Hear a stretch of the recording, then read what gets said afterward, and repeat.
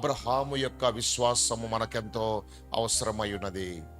పరిశుద్ధ గ్రంథంలో మనం చూసినప్పుడు రోమీలకు రాసిన పత్రిక 4వ అధ్యాయము 20-21 వచనాలు మనం చదివినట్లయితే, అవిశ్వాసం వలన దేవుని వాగ్దానమును గూర్చి సందేహింపక దేవుని మహిమపరచి ఆయన వాగ్దానము చేసిన దానిని నెరవేర్చుటకు సమర్థుడని రూఢిగా విశ్వసించి విశ్వాసం వలన బలము పొందెను.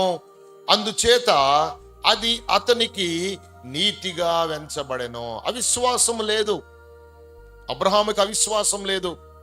దేవుడు పిలిచాడు అబ్రహాముని, పిలిచి ప్రత్యేకపరిచి మీరు ఒక ప్రాంతం నుంచి ఇంకొక ప్రాంతానికి వెళ్ళాలని చెప్పినప్పుడు విశ్వాసముతో అబ్రహాము తన యొక్క భార్య, తన యొక్క పిల్లలు ఎవరూ లేకుండా తన యొక్క పని వాళ్ళందరితో కలిసి ఒక ప్రాంతం నుంచి ఇంకొక ప్రాంతానికి ప్రయాణమై ముందుకెళ్తా ఉన్నాడు.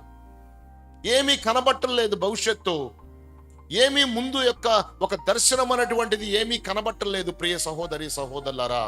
కానీ అబ్రహాము తన యొక్క ప్రయాణములో విశ్వాసముతో ముందుకు అడుగులు వేస్తున్నట్లుగా వాక్య భాగంలో మనము జ్ఞాపకం చేసుకుంటూ ఉన్నాం. పరిచర్య అంటే అంతే ఉంటది, ఏమీ భవిష్యత్తు కనబడనట్టుగా ఉంటది. చూసేవాళ్ళకి కనబడదు. కానీ దేవుని దర్శనము కలిగినటువంటి దైవ సేవకుడు పరిచర్య చేస్తూ ముందుకు వెళ్తున్నప్పుడు ఎలాంటి క్లిష్ట పరిస్థితుల్లో అయినా సరే తన పరిచర్య చేయడానికి ముందుకు వస్తూ ఉంటాడు.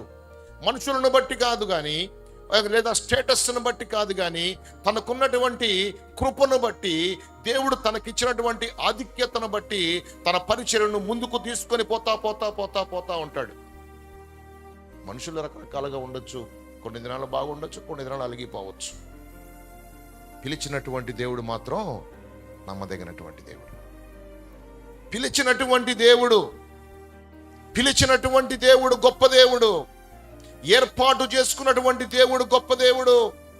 మనుషులను బట్టి కాదు కానీ, రాజులను బట్టి కాదు కానీ, అధికారులను బట్టి కాదు కానీ, దేవుని యొక్క నడిపింపులో మనము ముందుకు వెళుతూ ఉన్నప్పుడు దేవుడే అన్ని కూడా మెట్టగా ఉన్నటువంటి ప్రాంతాలన్నీ కూడా సరళం చేస్తాడు.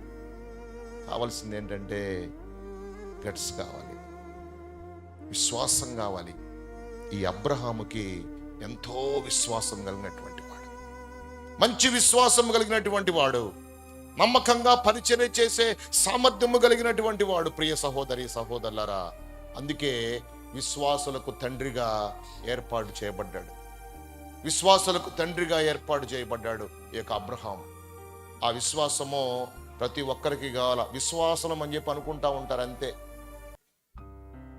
సమస్యలు వచ్చినప్పుడు, పరిస్థితులు వచ్చినప్పుడు అవిశ్వాసుల కన్నా భయంకరమైనటువంటి ట్రీట్మెంట్లో ఉంటారు. అసలు విశ్వాసులు విశ్వాసంతో స్థిరమైనటువంటి పునాదిని కలిగి ఉండవలసినటువంటి వారు, ప్రార్థన చేయవలసినటువంటి వారు, ప్రభు పాదాలు పట్టుకోవలసినటువంటి వారు,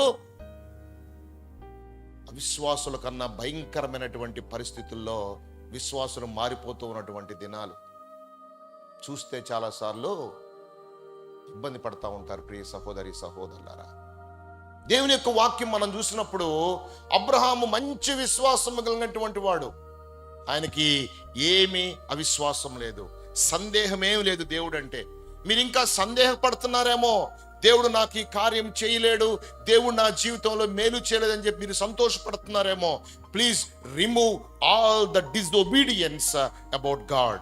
దేవునికి సంబంధించినటువంటి ఆ యొక్క బలహీనత అంతా కూడా మీరు విడిచిపెట్టాలి. ఎందుకంటే దేవుడు విశ్వాసమునకు కర్తయు దానిని కొనసాగించువాడైనటువంటి యేసు వైపు చూచుచు మన ఎదుట ఉంచబడిన పందెపు రంగంలో మనము ఓపికతో పరిగెత్తవలసిన వారమైనట్లుగా ఈ వాక్య భాగంలో మనం జ్ఞాపకం చేసుకోవచ్చు ప్రియులారా.